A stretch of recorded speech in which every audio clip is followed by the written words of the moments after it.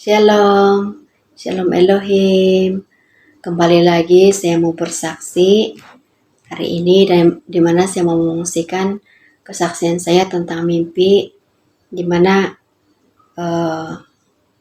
saya bermimpi pada 20 hari bulan 11 2022. Ini tahun lalu.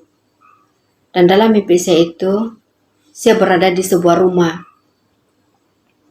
Dan rumah itu dia di atas bukit, dan rumah itu dia sangat besar. Rumah itu dia seperti kondominium begitu. Dan di dalam rumah itu saya melihat seorang pemuda yang tubuhnya sederhana. Dia tidak terlalu tinggi dan dia juga tidak rendah. Gitu. Dan tubuh badannya sederhana. Dan saya melihat dia berpakaian seperti pakaian pengantin laki-laki. Tapi saya melihat pemuda itu seperti tidak tentram, hatinya tidak tentram. Karena saya melihat dia sebentar dia duduk, sebentar lagi dia berdiri, dan sebentar lagi dia berjalan ke kiri, dia berjalan ke kanan, dan dia melihat di jendela begitu. Dia bolak-balik ke kiri ke kanan dan tengok di jendela begitu. Dia seperti menunggu seseorang begitu. Dan dia ditemani oleh seorang pemuda juga. Dan temannya itu juga bolak-balik melihat ke jendela begitu. Dan terus saya mendengar ada suara mengatakan bahwa dia mengatakan, "Inilah panggilan ilahi," katanya, kata suara itu yang saya dengar. Terus saya melihat di sisi lain di rumah itu, saya melihat di bahagian ruang tamu, di mana ada orang sedang mendekorasi ruang tamu itu. Mereka sedang menghias dan mereka memasang kapet begitu. Menyusun meja begitu saya melihat. Dan saya juga melihat di dalam rumah itu ada satu kamar tidur, dan saya melihat ada beberapa perempuan yang mengemas bilik itu. Dia mengemas dan juga menghiasi tempat itu. Nah, jadi terus saya melihat diri saya memakai pakaian, saya memakai dress, pakaian seperti mau pergi menghadiri majelis perkawinan begitu. Dan terus sampai di sana saja saya keluar dari tempat itu dan saya meninggalkan mereka dengan kesibukan mereka masing-masing di rumah itu. Nah, terus saya dibawa di satu rumah lagi. Saya dibawa di satu rumah, di mana rumah itu dia bertingkat. Dia ada tingkat bawah dan juga dia ada tingkat atas, gitu. Dan saya menaiki rumah itu dan ada ramai ibu-ibu di tempat itu. Ada ramai ibu-ibu di tempat itu berkumpul di sana, dan mereka semua berpakaian warna merah putih. Baju mereka merah dan putih gitu. Tetapi ada juga yang memakai baju merah saja begitu. Dan saya dapati rumah itu adalah rumah Ibu V. Dan Ibu V sedang bersaksi, dan semua ibu-ibu di tempat itu sedang mendengar kesaksian Ibu V dengan fokus. Mereka tenang dan mereka fokus untuk mendengar kesaksian Ibu V. Dan saya melihat di samping Ibu V ada suaminya. Tapi suaminya tidak memakai baju, dia hanya memakai seluar pendek yang berwarna kelabu. Dan pada masa Ibu V berkata-kata, pada masa Ibu V mengungsikan kesaksiannya, dan dia berkata-kata, suami Ibu V itu menutup mulut Ibu V dengan menggunakan tangannya seperti ini, gitu. Dan Ibu V melarikan uh, melarikan wajahnya di sebelah kiri begitu, tetapi suami Ibu V tetap mengejar untuk menutup mulut Ibu V seperti ini. Lepas itu Ibu V mengalihkan lagi wajahnya di sebelah kanan dan dia tetap dia berkata-kata, dia tetap menyaksikan kesaksian, tetapi suami Ibu V mengejar lagi untuk menutup mulutnya seperti ini. Nah, begitu. Jadi seterusnya begitu. Suaminya mengejar dan terus menutup mulut Ibu V dengan menggunakan tangannya. Tetapi walaupun begitu, Ibu V tetap berkata-kata, dia tetap mengungsikan kesaksiannya, dia tidak berhenti untuk berkata-kata. Dan saya dan ibu-ibu di tempat itu semua mendengar apa yang Ibu V katakan itu, dan kami mendengarnya dengan setia. Dan terus tiba-tiba ada seorang ibu lain yang datang untuk mau bertemu dengan Ibu V, dan ibu itu dia membawa mutiara. Dia membawa sangat banyak mutiara. Saya melihat. Dan terus Ibu V turun, di mana kami kan di tingkat atas, dan ibu itu dia dibawa, dan Ibu V turun untuk bertemu dengan ibu yang bawa mutiara tadi itu. Dan terus suaminya masuk di dalam kamarnya. Dan kami semua ibu-ibu yang ada di situ, sementara kami menunggu Ibu V yang lagi berurusan dengan ibu yang membawa mutiara tadi itu, kami melihat ada banyak barang-barang di rumah Ibu V itu. Itu barang-barang itu dia merupakan barang-barang dapur, seperti periuk begitu, dan piring-piring, cawan begitu, dan juga kain-kain, selimut begitu.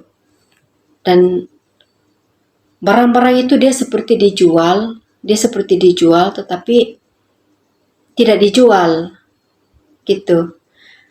Dan barang-barang itu semuanya milik Ibu V, tetapi siapa-siapa saja boleh mengambilnya tanpa membayar dengan uang begitu. Dan sempat di dalam pikiran saya, di dalam mimpi saya itu, sempat di dalam pikiran saya yang, wah rupanya Ibu V ini kaya, saya bilang begitu. Terus boleh-boleh saja Ibu V bagi-bagi barang-barang ini dengan free-free saja begitu. Itu di dalam hati saya mengatakan seperti itu. Dan ramai ibu-ibu yang mengambil barang-barang, masing-masing mereka mengambil barang-barang begitu. Dan semua ibu, saya juga melihat-lihat dan memegang kain, dia seperti selimut begitu. Dan semualah kami sibuk di situ untuk memilih-milih barang-barang itu. Terus selesai Ibu V berurusan dengan ibu yang membawa mutiara tadi. Terus tiba-tiba Ibu V memeluk saya dari belakang. Dia memeluk saya dari belakang, dan saya merasakan hati Ibu V itu. Saya merasakan hati Ibu V itu dia sangat pedih. Dia sangat menderita begitu. Dan tanpa Ibu V menceritakan kepada saya mengetahuinya. Secara tiba-tiba saya mengetahuinya pada saat Ibu V memeluk saya. Terus saya menangis dan terus saya juga memeluk Ibu V, dan kami itu saling berpelukan dan menangis. Kami menangis bersama-sama begitu, karena saya merasakan sangat pedih dan sangat menderitanya hati Ibu V begitu. Terus Ibu V mengatakan, mengatakan kami semua ibu-ibu di sana. Dia mengatakan, dia bilang, jangan kamu bimbang, jangan kamu khawatir, katanya. Percayalah, di dalam diri saya ini ada 3 roh yang menguasai, katanya.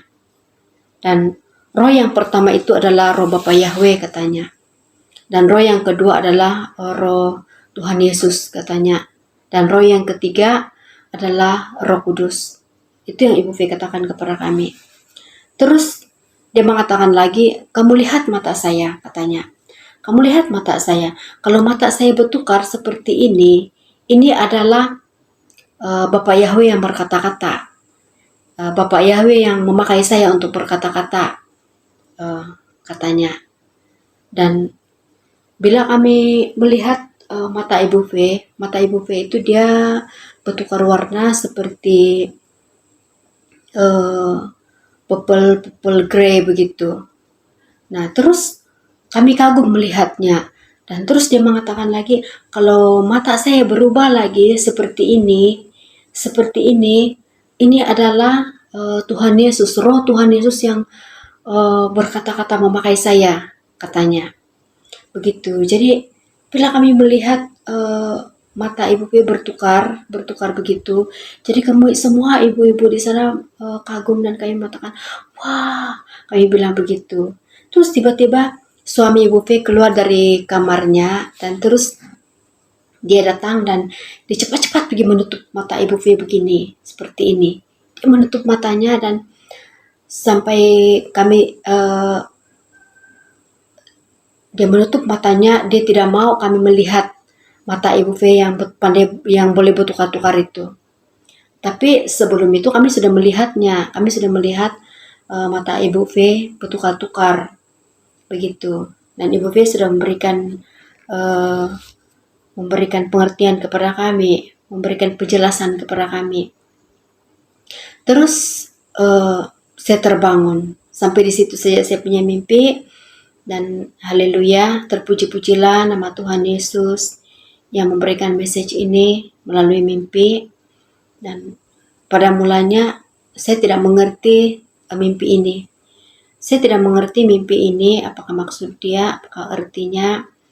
Dan tapi apabila masa terus berjalan dan saya terus mengikuti kesaksian mempelai Ibu V, sehinggalah hari ini, dan baru saya memahami message dari mimpi ini. Sebenarnya saya tidak tahu siapa pemuda yang di dalam mimpi saya itu, yang suara itu mengatakan bahwa inilah pangeran ilahi, katanya. Dan memang pun pada masa itu kan kita belum diberitahukan pangeran ilahi, roh Jesus Christ itu memakai tubuh siapa. Kan belum dinyatakan pada masa itu. Dan pada masa saya follow Instagram Pak Aditya, dan saya melihat foto-fotonya di dalam IG-nya itu, baru saya mengingati mimpi saya itu, di mana pemuda yang di dalam mimpi saya itu dan foto Pak Aditya di dalam IG-nya itu sama. Jadi wajah mereka itu sama. Nah, jadi sungguh luar biasa penyataan daripada Tuhan tentang mimpi ini dinyatakan kepada saya. Dan haleluya, puji Tuhan. Dan satu hal lagi yang saya mau kongsikan kepada kita, di mana pada masa saya masuk di dalam mezbah doa saya, ini terjadi pada 26 hari bulan 12 2022 juga. Saya mendengar suara Roh Kudus berbicara kepada saya. Dan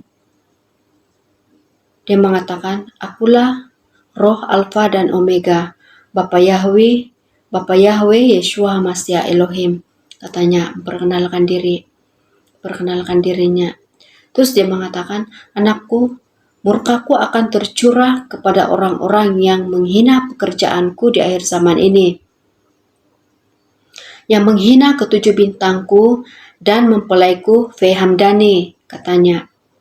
Juga menghina putraku yang tunggal, Yesus Kristus, yang memakai tubuh Aditya Nugrahanto, katanya. Manusia tanah tidak akan dapat memahami dan menerima bagaimana pekerjaanku dengan mereka menggunakan akal pikiran manusia yang sangat terbatas, katanya. Hanya mereka yang terkoneksi denganku sahaja yang mengetahuinya, yaitu mereka yang memiliki kerendahan hati dan pelaku firmanku. Sangat ramai manusia yang menghujat pekerjaanku, dan hatiku sangat sedih karena aku mengasihi mereka, tapi mereka menolak aku, kata suara Roh Kudus itu. Jadi inilah penyataan yang saya terima dari Bapak Yahweh, dan ini adalah konfirmasi bagi saya, untuk saya, bahwa Roh Tuhan Yesus itu memakai tubuh Pak Aditya Nugrahanto. Jadi sampai di sini saja kesaksian saya. Terpuji-pujilah Tuhan Yesus Kristus, Raja di atas segala raja, Tuhan di atas segala Tuhan. Jadi Tuhan memberkati kita semuanya. Haleluya, amin.